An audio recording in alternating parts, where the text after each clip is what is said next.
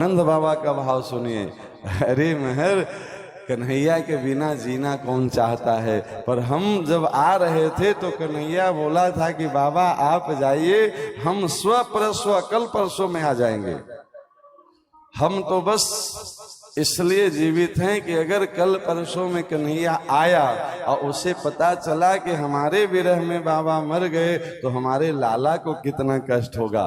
हमारे लाला को कष्ट न हो इसलिए हम जीवन भर उसको याद कर कर के जी लेंगे। ठीक है ना, कितना अपनापन है, समझिए इसको।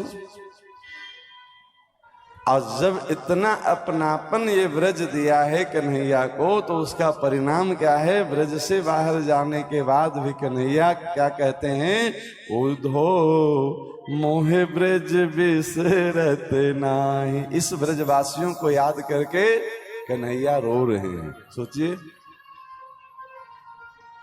जो ब्रह्म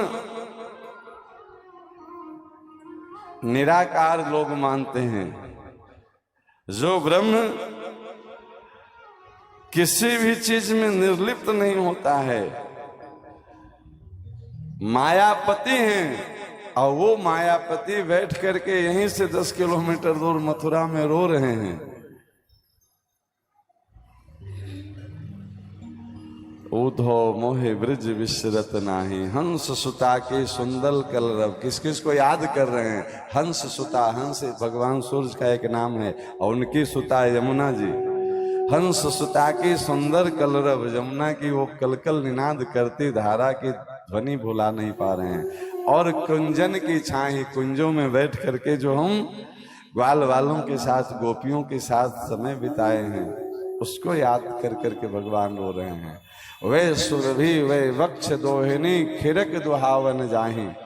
उन गैयों को याद कर रहे हैं, दोहनी को याद कर रहे हैं।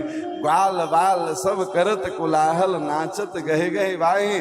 अरे जब ग्वाल बाल गलबहियां दे करके और कुलाहल करते करते नृत्य करते थे उद्धव, हम उसको भूल नहीं पा रहे हैं।